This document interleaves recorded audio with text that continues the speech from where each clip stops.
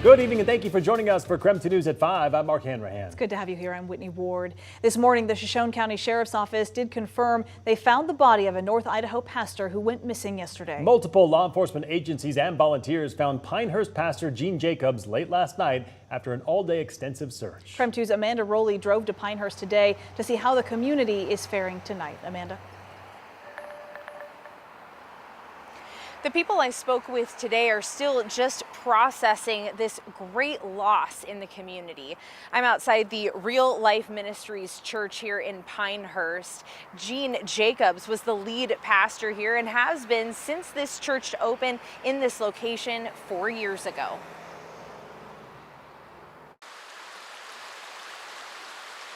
A somber silence has fallen over Pinehurst. The community is grieving the loss of a man who many considered a light in their life.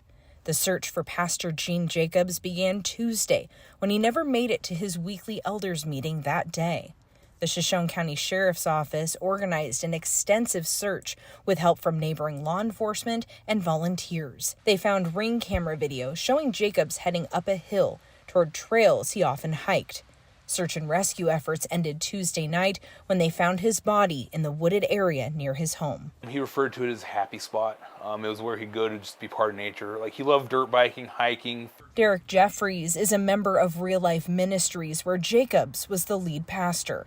Jacobs' family and church are not yet ready to speak publicly right now, but Jeffries shared just how much he cared for him. Yeah, he was a good mentor.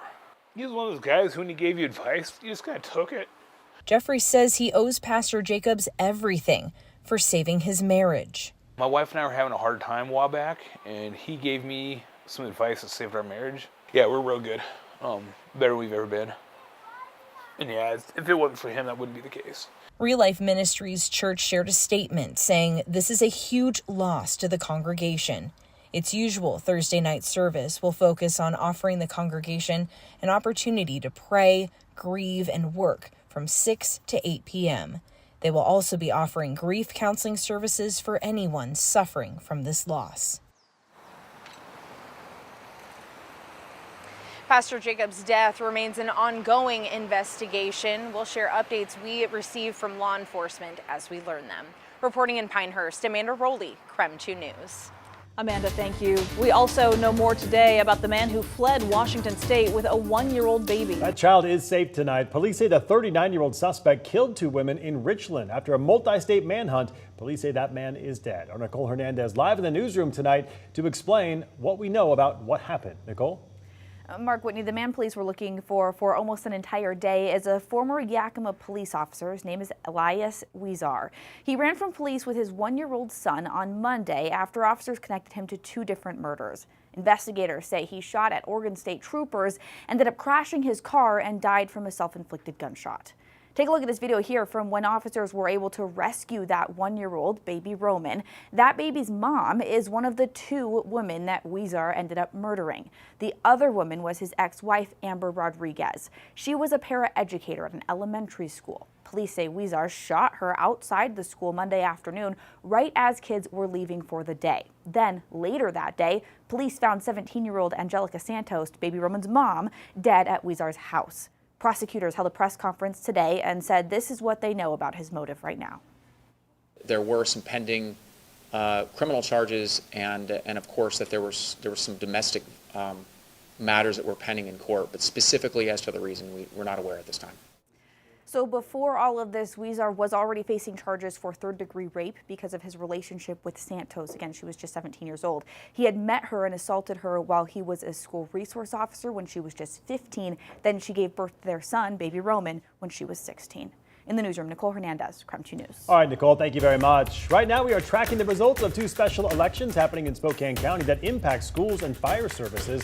The levies needed 60% of the votes to pass. KREM 2's Nathan Hyun is joining us here in the studio tonight. He's here to tell us about the latest election results and what it means for the Freeman and the North Spokane communities. Well, Mark and Whitney, let's begin with the results of the special elections. With no more ballots left to count, unofficially, Freeman School District's Proposition 1 has failed, only receiving a 43% yes vote. And Fire District number 9's Proposition 1 has also unofficially failed. This was much closer as the levy failed by less than 1%. More than 10,000 people voted. And both communities tell me it's quite unfortunate. It's the first time that a levy for Fire District number 9 or the Freeman School District has failed. I had the chance to speak with the Fire District's chief and Freeman School District superintendent today. Spokane County Fire District number 9 has successfully passed its maintenance and operations levy for the past 28 years. While it appears the levy won't pass, these results are unofficial at this point. The levy would have given the fire district $13.6 million in 2025, $14.2 million in 2026, and $14.8 in 2027. The levy funds 65% of the fire district's operations. These include staffing, equipment, maintenance, and operating expenses. The fire chief says without this funding, there could be a risk of layoffs and closing down fire stations, while the Freeman School District says a failed levy could mean delays in fixing areas of need. If we were completely unsuccessful to have approval of the levy, that is personnel, that is equipment, that's fire stations, that is the level of service impacts that we would see to community. Right now, we don't have any heat in our maintenance shop. I know that we need a water suppressor pump. They're going to need to be fixed, and they're expensive to fix. The Freeman School District says its levy is to help fund safety, security, and facilities. The levy would have given the school district $6 million over 3 years. The superintendent says he does not foresee layoffs. And KREM 2 received a statement from Fire District 9's firefighter union on the unofficial results. The union wrote, quote, "The fire district will be forced to severely reduce the level of service we currently provide to the community." Fire District 9's captain tells me the plan is to hopefully put the levy back on the ballot in August. As for the Freeman School District, they cannot run the levy again this year. In the studio, Nathan Hyun, KREM 2 News. All right, let's switch gears. Let's take a first look now at the forecast with meteorologist Michelle Boss. All right, Michelle, another pretty nice day across the region, but it sounds like the clouds are rolling in. Yeah, we saw a little bit more cloud cover today, but because it's still a pretty mild air mass, even without the sunshine, we were still looking at some pretty comfortable mild temperatures today. 66 was the high, and we're currently at 64 degrees. Lower 60s across North Idaho, near 70 across parts of central Washington, and the coolest right now across the Washington and Idaho Palouse, temperatures there in the mid-50s. We had the cloud cover and a little bit of a breeze. It was probably because of that breeze that allowed temperatures to still warm up into the middle and upper 60s across the inland northwest. We'll see kind of breezy conditions continue into tomorrow as well. The satellite and radar showing that high cloud cover over the area right now. No rain associated with that. We'll actually see the clouds dissipate overnight, and then more clouds will be moving in for tomorrow. So partly cloudy later this evening and overnight, then mostly cloudy tomorrow. It should start off as a dry day, but I do anticipate some showers moving in late in the afternoon and the evening. But because it's going to be dry for most of the day, high temperatures still warming up to around 60. Coolest day should be on Friday with scattered showers, mid-50s for highs, upper 50s on Saturday. Should just be a few showers. All right, Michelle, thank you.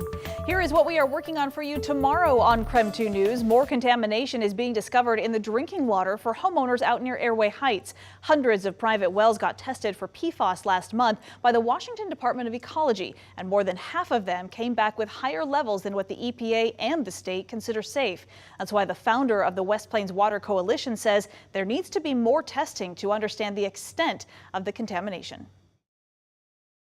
You could look at the road and say, well, the wells on this side are clean and the wells on that side are not. But that's a totally artificial just boundary. I took those concerns to state leaders, so make sure to join us tomorrow for my in-depth report tomorrow right here on KREM 2 News at 6.